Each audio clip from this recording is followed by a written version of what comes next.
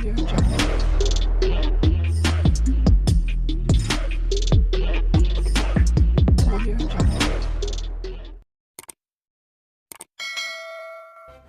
kasih karena memilih channel ini. Sebelum kita mulakan video ini, sila pertimbangkan untuk menekan butang like, share, dan subscribe, dan aktifkan butang lonceng Anda agar Anda sentiasa mendapat info-info percuma pada setiap hari dari channel kami. Dan tinggalkan komen Anda karena komen Anda amatlah dihargai.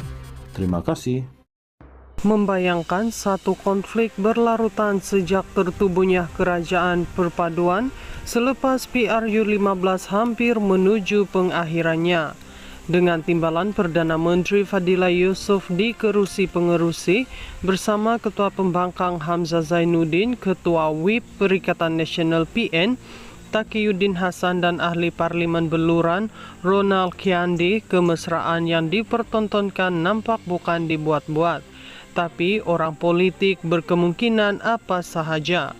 Berlatar belakangkan pejabat timbalan Perdana Menteri di bangunan parlimen, dan topik perbicaraan pula berkait peruntukan untuk ahli parlimen pembangkang yang selama ini berbahang dan membara. Mana mungkin Fadillah meleretkan senyuman, begitu juga Hamzah dan Kiandi, sambil Taqiyuddin lebih tertumpu kepada kertas notanya jika tiada rasa hormat dan persefahaman sesama mereka. Itu yang dapat dimengertikan daripada sinario di pejabat berkenaan pada 19 Mac lalu. Namun di luarnya pula suasananya jauh berlawanan apabila keadaan gegak gempita dengan pertelingkahan, cuma pelakunya sama sekali berbeza. Mungkin kesimpulan yang boleh dibuat ialah butir-butir perbincangan seperti yang tergambar dalam foto berkenaan tidak sampai kepada pemimpin peringkat bawahan PN hingga timbulnya tuduh-menuduh dan bermacam sangkaan. Isnin lalu, Ketua Pemuda Bersatu Wan Ahmad Faisal Wan Ahmad Kamal mendakwa Perdana Menteri Anwar Ibrahim menerusi wakilnya sudah menyerahkan dokumen perjanjian berkaitan agihan peruntukan untuk pembangkang kepada Hamzah.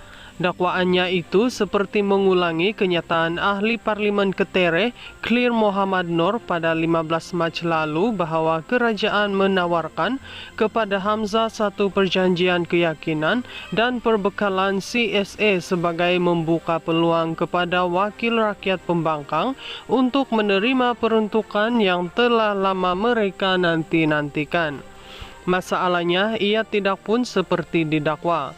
Fadillah sendiri dalam satu kenyataannya pada 24 Mac menegaskan tidak timbul draft perjanjian baharu itu seperti yang didakwa.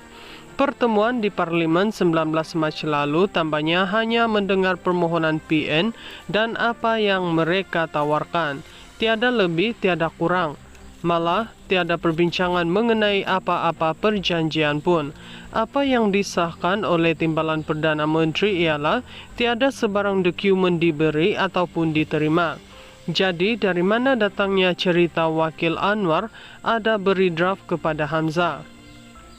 Melanjutkan lagi perdebatan mengenai perkara itu, juru cakap kerajaan Fahmi Fadzil turut menafikan wujudnya draft perjanjian seperti didakwa.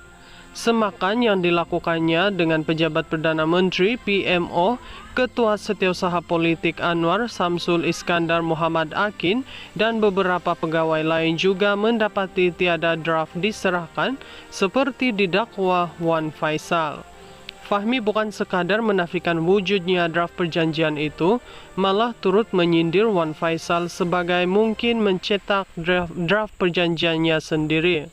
Ini merujuk kepada Wan Faisal ketika menganggotai pentadbiran PN pada November 2020 yang melontarkan teori cetak duit dan pengampunan hutang bagi mengatasi isu ekonomi yang dijelaskan beliau kemudian telah diputarbelikan namun terus dipersendahkan. Adakah ahli parlimen Machang mencetak draftnya sendiri? Sebab sebelum ini beliau pernah cadang untuk selesai masalah ekonomi kena cetak wang. Tetapi TPM Fadila Yusuf yang duduk bersama dengan Ketua Pembangkang apabila melaporkan kepada Kabinet menyatakan tidak ada sebarang draft dan perkara ini telah disahkan dalam mesyuarat Jemaah Menteri, kata Fahmi pada sidang media di Parlimen Isnin lalu. Di Dewan Rakyat pada Kamis sebelum itu 21 Mac, Hamzah memaklumkan pihaknya sudah menerima suatu draft dokumen yang memperincikan cadangan pemberian peruntukan kepada Wakil Rakyat Pembangkang. Ini dituruti oleh ahli Parlimen Hulu Terengganu Rosol Wahid dari Bersatu yang menyatakan ahli Parlimen PN menuntut peruntukan RM3,5 juta setahun dalam draft tawaran perjanjian baharu itu. Jumlah sama pernah disalurkan pentadbiran Pakatan Harapan PH pasca PRU 14. Jumlah itu katanya wajar dipersetujui bersama tambahan peruntukan RM300.000 setahun bagi perbelanjaan pengurusan pejabat pusat hikmat ahli parlimen. Seorang ahli parlimen boleh memohon sehingga RM3,5 juta setahun mengikut nilai disalurkan kerajaan PH pada 2019. Jumlah itu dibahagikan kepada RM2 juta untuk tujuan pembangunan kawasan serta RM1,5 juta untuk geran, sumbangan dan perbelanjaan mengurus kawasan parlimen. Peruntukan ini penting untuk membantu orang miskin, ibu tunggal, tujuan pendidikan serta membiayai proyek membuat jalan dan sebagainya, kata Rosol. Ramai yang ternanti-nanti huraian lanjut daripada Hamzah mengenai draft perjanjian yang didakwa diterimanya. Kecuali kenyataan ringkasnya di Dewan Rakyat itu, Wakil Rakyat Pembangkang turut dalam keadaan tertanya-tanya kandungannya. Lebih-lebih lagi ia turut mengaitkan kepentingan langsung mereka, di samping ia menjadi alasan 6 ahli parlimen PN menyatakan sokongan kepada Anwar sebelum ini. Tapi Fadila mengukuhkan hujahnya terhadap ketiadaan draft perjanjian itu apabila meminta Rosol mendapatkan kepastian mengenainya.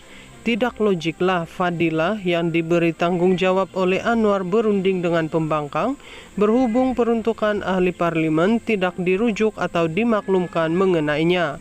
Sebaliknya, Wan Faisal mendakwa perkara itu tidak diketahui sesiapa termasuk Fadila. Masuk akalkah?